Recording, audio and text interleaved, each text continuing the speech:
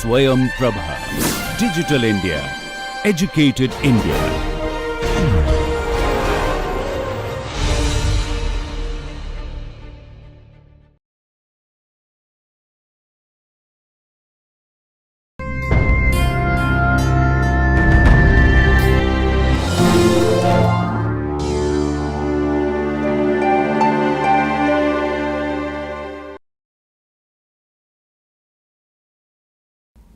Is this clear? So, basically I am substituting the whatever expression I got from lambda t x dot t here, and then substituting 2 into 1, we are getting v dot lambda t this, and then in place of this we are just putting this one, okay, because this is under integration. So, this part we are just putting here, and other things, these are all constant thing, minus lambda t x t, these are the things we are putting here. It is very simple. So, if you express this from this entire thing, the moment you put capital T and 0, these are all becomes kind of parameter things, we are putting it separately, and the integration is still operational on lambda dot t x t. So, that is why within the bracket we are putting lambda dot t x t, and then we are putting the integration. Okay. That is the thing. Now, in the next step, what we will do, let us define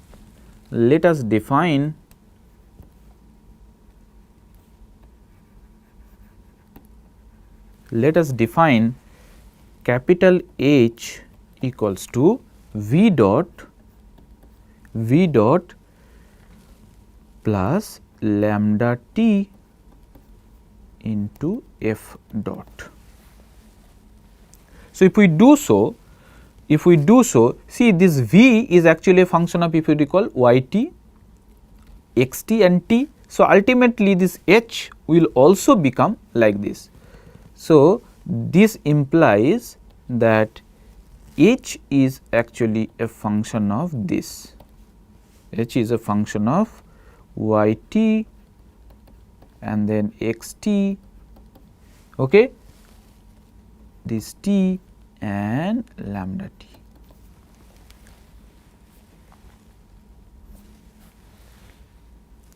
So, this is how instead of v dot lambda t f dot, we are just putting h. So, our Lagrangian expression would become much more precise. In that case, our L is then equals to integration 0 to t, instead of this v dot lambda t f dot, we are putting h dot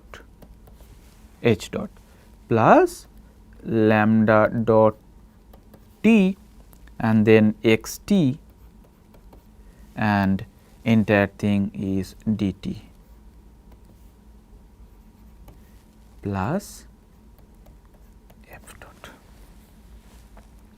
okay, and the other parameter thing minus lambda t capital T and then x capital T, okay, plus lambda 0 x 0, this we are putting as it is,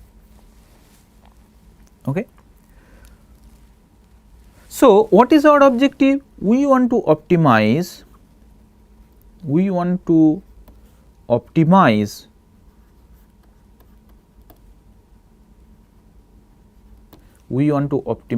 L by choosing, what is our control variable? Y t, okay, by choosing y t, that is our control variable. So, let us assume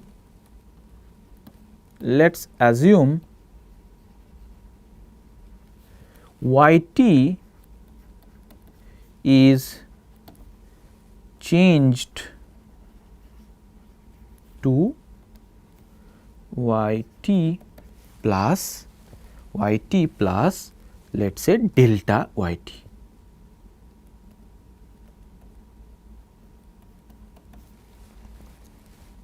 So, we can write precisely y t is now changed to y t plus delta y t.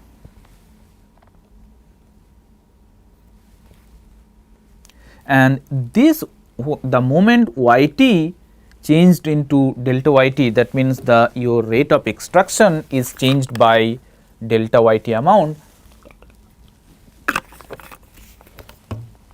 So, obviously that would give an impact on your state variable as well. So, your xt then will changed into xt plus delta xt, which is very simple. Okay, xt plus delta xt. So, if that is the case, if we take total differentiation of the Lagrangian, then delta L would become now integration 0 to t this del h dot del y t into delta y t, okay, plus this x delta x t delta plus del h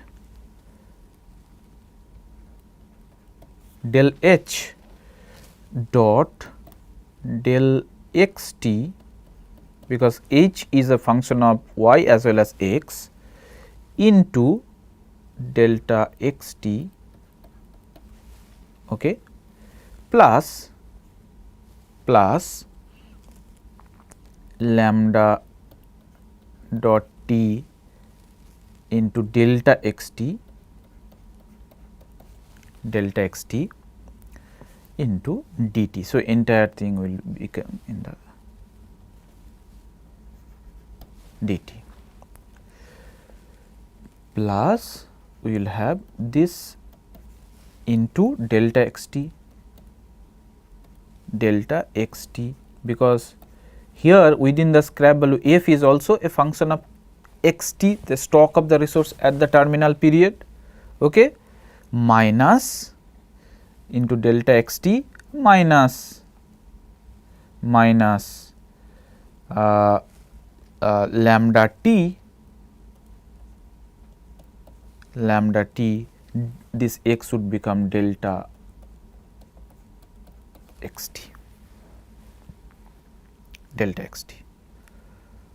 okay, all right. So, this we can rearrange and write as equals to integration 0 to t del h dot del y t into delta y t plus this lambda delta x t will take common, okay, delta x t will take common. So, delta x t, if you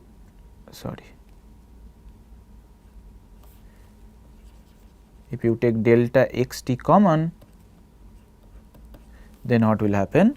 This would become del h dot del x t plus lambda dot t. This is just simply taking common.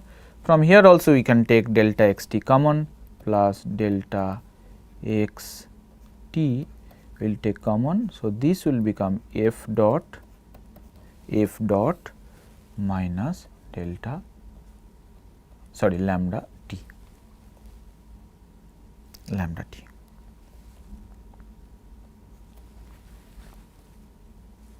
Okay. Now, optimization requires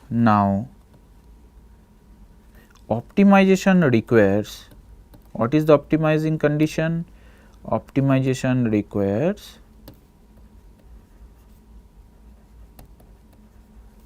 delta L should be equals to 0, okay, delta L should be equals to 0, and if we put delta L equals to 0, okay, in order to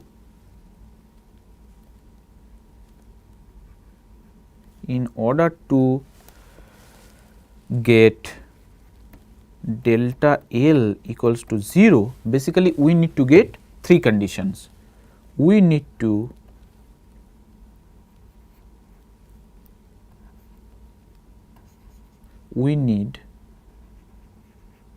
the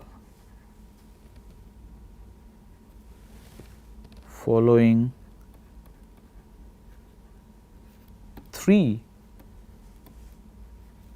conditions to be satisfied.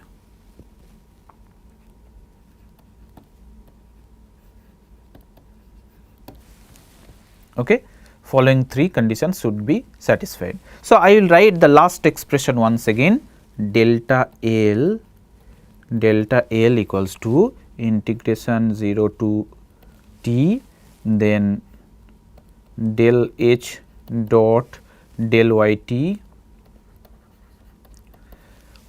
plus into delta yt plus delta xt we have taken common. So, this would become del H dot del x dot plus lambda dot t into dt plus delta x t again common, delta x t common, then within the bracket we got f prime dot minus lambda t. Okay. What are the conditions we required? First condition, if we want to get the entire expression delta L equals to 0, then del H dot del yt should be 0, del H dot del yt, this should be 0. Okay, this should be 0, and then lambda dot t. So, lambda dot t should be equals to minus of this, because this cannot become 0. This change, this is basically change in your stock, that cannot become 0. The moment to extract something, stock will also change. So, from the first component you can think of, this is the first component, from first component this should become 0, because delta yt is not 0. Okay. Since delta yt not equals to 0. From the second component, what we are writing, that lambda dot t should be equals to negative of del H dot del xt, since delta xt not equals to 0. And from the third condition, what we required, that f dot t equals to lambda capital T, f dot equals to lambda t. So, these three conditions should be satisfied in order to optimize our Lagrangian function. Now, these three conditions taken together, for which here we should mention, for all y belongs to capital Y and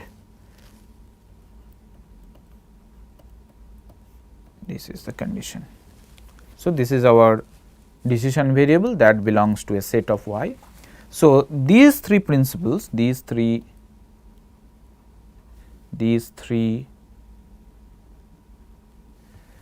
principles or conditions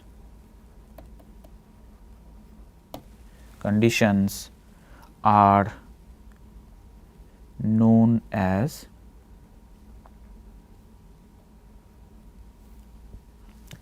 maximum principal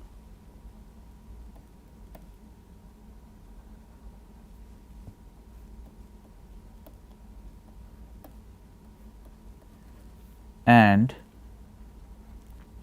the entire process what we have discussed up to now, and the entire process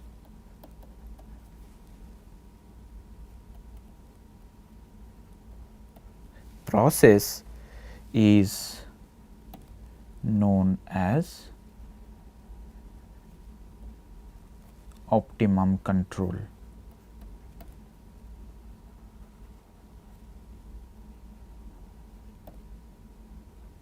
Optimum control. Now, as of now, it may appear like we are discussing only technical things, but these things are the primer of dynamic optimization that we will, when we discuss in our later part, you will see the actual meaning of these conditions, right. Now, when we have set the Lagrangian, I said that we have to discuss the economic interpretation of this lambda t, economic interpretation of this lambda t. Okay. Economic interpretation of lambda t, how will you interpret this lambda? That is something we need to discuss.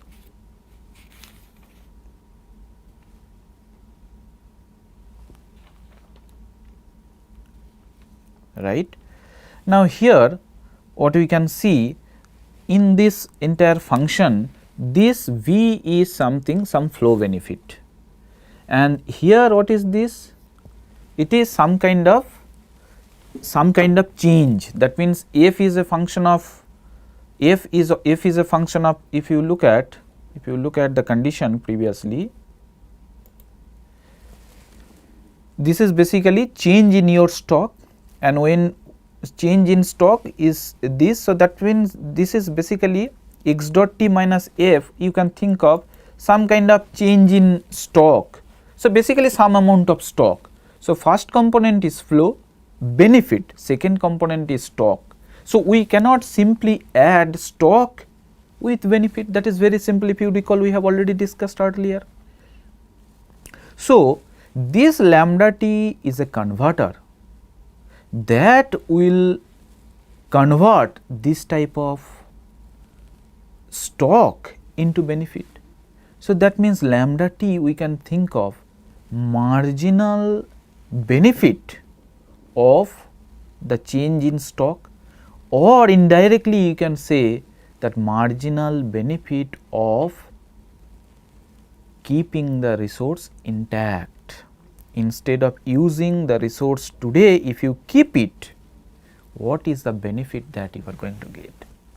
Okay? Or you can think of this is something opportunity cost of using the resource today. Okay? Opportunity cost of using the resource today. And since this lambda t is basically attached with the state variable, lambda t is attached with the state variable, sometimes it is also called as co-state variable. So, that means from our logic of Lagrangian function, we can get the interpretation of lambda t. Okay. So, we can say that marginal benefit of preserving the resource. Okay. This is f dot minus x dot t, this is coming from the dynamic constraint, which basically indicates how the resource is changing over a period of time. So, obviously, we cannot add resource change with some kind of benefit, then what is that? So, lambda t is converting that change. If we do not change, then what is the benefit? That is given by lambda t. So, obviously, lambda t is then per unit marginal benefit of preserving the resource. If the resource is not changing, if you keep it intact, then what is the benefit? If it is changing, then what is the cost, that is basically indicated by this lambda t. Okay. All right. Now in our function, in the function h, what you see that h is basically here when we define the h function,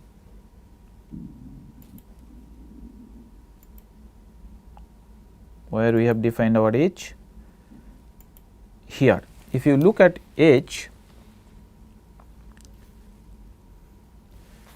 so basically h is a summation of two benefits. Now this is basically a flow benefit, and lambda t f dot, this is some kind of stock benefit.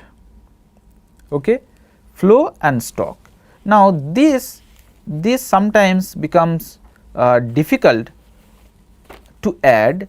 For example, let us say V, we can think of, let us say you have a stock, or share of a company. So this V would become then the, let us say, dividend, the dividend value. Each and every period you are getting dividend, and this lambda t f dot is the future value of the stock. Okay, future value of the stock, right. So that means what you can say that from this, from the h function,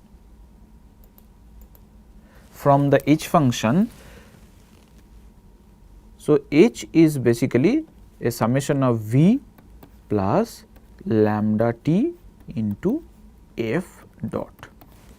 So as an example, what we can say that, example, let us say V dot is the dividend, okay, dividend of a stock, and lambda t f dot is basically future value of the stock.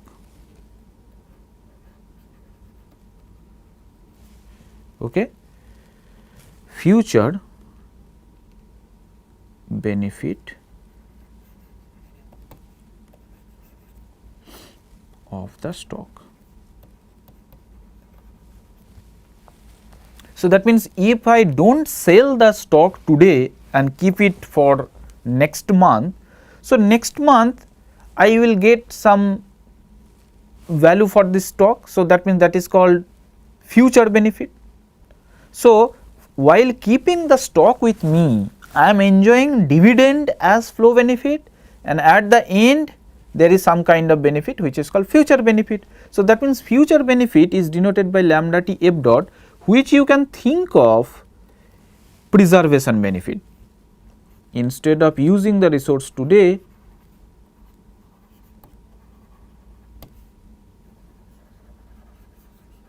preservation benefit, and that is how we interpreted lambda t. Okay, because this stock value, future value, you cannot add with the benefit. So that is why lambda t is basically converting that future value of stock into some kind of benefit. That is why it is called marginal benefit of preservation. So this is preservation benefit. So that means in total what we can write, that each is equals to summation of present benefit, present benefit,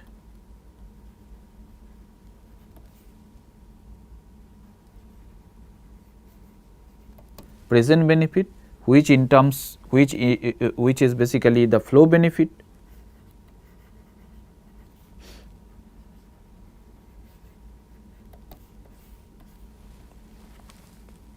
okay, and this is future benefit.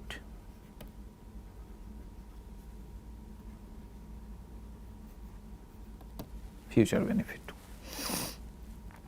okay, or preservation benefit.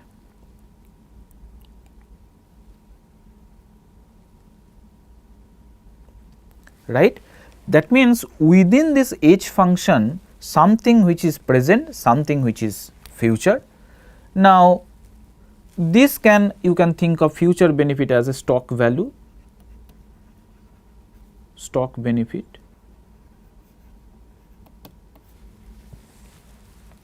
So, what we can do actually, we can either convert this flow benefit into stock or future stock benefit into flow, so that this addition within this h function becomes easier.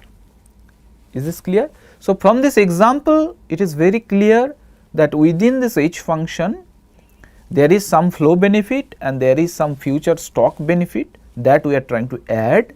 Since adding flow with stock is little difficult, what we can actually do, we can convert this future benefit into present or present flow benefit into some kind of stock, so that the addition becomes easier. And the moment we convert future stock into flow or flow into stock, that will give us additional insights. How? That we will discuss in our next class. Thank you.